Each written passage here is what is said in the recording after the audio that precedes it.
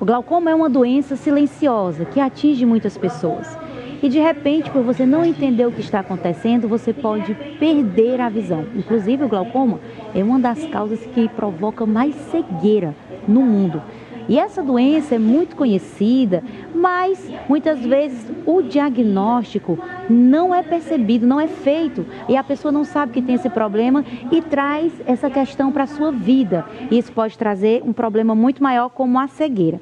Por isso nós estamos recebendo aqui a nossa doutora Nayana Braga, que é oftalmologista especializada no assunto, para falar de algo revolucionário. Eu sei que você já viu aquela pessoa que tem glaucoma e coloca o colírio aqui, coloca o colírio aqui, durante alguns momentos do dia, mas você sabia que hoje existe uma cirurgia, ou melhor, cirurgias, tratamentos para o glaucoma? Isso é revolucionário e pode fazer a diferença na vida de quem está nos assistindo ou na vida de alguém que você conhece. Bom dia, doutora Nayana, minha xará, seja bem-vinda ao programa. Bom dia, Nayana, bom dia, Raquel, bom dia, telespectadores da revista Meio.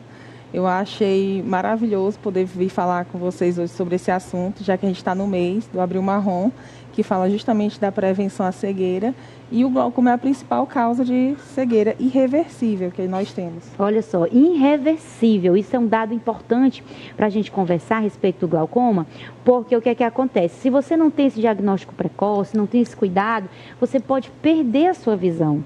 E doutora, para começar a nossa conversa, primeiro eu quero agradecer a sua vinda mais uma vez e dizer da confiança que eu tenho no trabalho na doutora Nayana. Ela que cuida da minha visão, inclusive a doutora Nayana que trouxe o diagnóstico da minha vida como visão monocular, que eu não tenho mais a visão do meu olho esquerdo, e pela sensibilidade da profissional que ela é e especializada no tema que é o glaucoma. Doutora, explica pra gente na prática o que é o glaucoma e por que algumas pessoas podem desenvolver essa doença. O glaucoma é uma doença do nervo óptico que cursa de forma assintomática, por isso que é dita silenciosa. É uma doença que a gente não espera ter os sintomas para poder tratar. A gente pode tratar ela quando ela já estiver instalada ou até de forma preventiva, certo? Então a gente precisa de fazer exames regularmente, avaliações regulares para poder dar esse diagnóstico. Bom, não tem sintomas aparentes. E aí, doutora, como é que eu posso desconfiar realmente os exames regulares? Quando que aparece sintoma? Porque o negócio já está muito sério. Os sintomas eles podem aparecer na fase terminal da doença ou quando a pressão intraocular estiver de uma forma elevada. E aí, numa consulta rotineira, o paciente chega com essa queixa de dor no olho, a gente vai medir a pressão intraocular e muitas vezes pode encontrar ela de forma alterada, elevada. Tem um fator genético que define se a pessoa vai ter glaucoma ou pode acontecer com qualquer pessoa? Quem é mais predisposto? Existe alguma medida preventiva, além da visita ao oftalmologista? Então, a gente tem fatores de risco que podem aumentar o risco da pessoa ter. É uma doença de caráter hereditário, ou seja, se você tem história na família, você tem que fazer essa investigação mais a fundo. A gente tem exames que a gente faz no dia da consulta e tem exames complementares que a gente pode solicitar depois para poder fechar esse diagnóstico. Doutor, e a questão dos colírios? O tratamento clínico são com os colírios, eles têm um resultado positivo, eles podem realmente ajudar? Sim, os colírios, eles geralmente são a primeira linha de tratamento que a gente usa para os pacientes que têm um tipo mais comum de glaucoma, que é o primário de ângulo aberto. Geralmente eles têm a pressão do olho mais elevada e o único fator de risco que a gente tem como controlar hoje em dia é a pressão intraocular. Então a gente tem 4 classes de medicamentos disponíveis e a gente começa o tratamento com eles e observa a evolução. Se o paciente responder ao tratamento, a gente pode continuar fazendo o acompanhamento e uso desses colírios. Mas nem sempre o paciente chega num estágio de glaucoma mais inicial ou com o valor de pressão intraocular que responda a esses colírios. Então, a avaliação, o diagnóstico e o segmento de glaucoma ele tem que ser individualizado. E a cirurgia? Há algum tempo atrás, eu me recordo, inclusive, que alguém que eu conheci tinha o glaucoma, aliás, tem. Não existe cirurgia por glaucoma. Glaucoma, quem tem glaucoma está condenado, vai ficar cego e não tem como tratar. A cirurgia é algo revolucionário hoje para o tratamento do glaucoma? Como acontece? Sim, nós temos vários tipos de tratamento para glaucoma. Quando esses colírios, mesmo usando da forma correta, o paciente não consegue atingir a pressão-alvo, que é aquela pressão em que a gente não tem a lesão do nervo óptico progredindo ou a doença progredindo, ou o paciente não tolera o uso dos colírios, porque nem sempre os pacientes conseguem tolerar essas medicações. Então, nós temos outras formas de tratamento do glaucoma, como laser, tratamento a laser, e temos também cirurgias, quando a gente pode fazer cirurgias menos invasivas, onde a gente coloca tubos, implantes e consegue dar um controle melhor dessa doença. E aí, doutora, como é essa cirurgia, o pós-cirúrgico? Como é que o paciente fica? Ele precisa ficar internado um tempo? Ou ele pode voltar para casa? Faz os 2 olhos ou faz primeiro um? Como funciona essa parte? Geralmente, a gente opera um dos 2 olhos, que geralmente a gente tende a fazer o olho que está mais acometido, que é o que está menos acometido, para salvar aquele olho.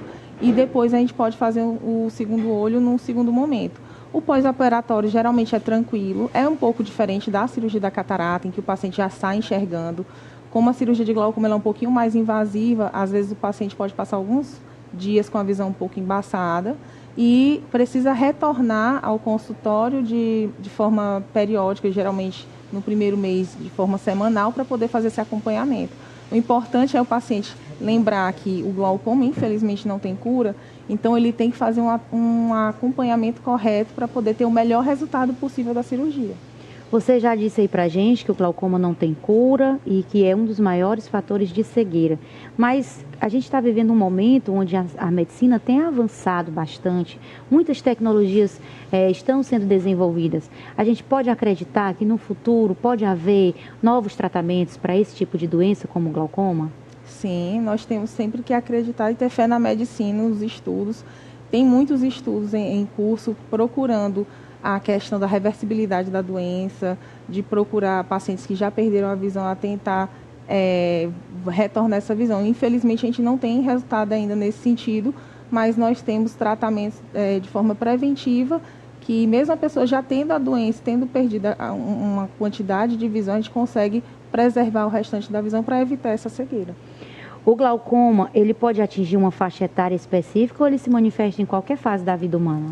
Nós temos vários tipos de glaucoma, né? O glaucoma mais comum que a gente mais tem é o glaucoma primário de ângulo aberto, que geralmente acontece nos pacientes a partir dos 40 anos.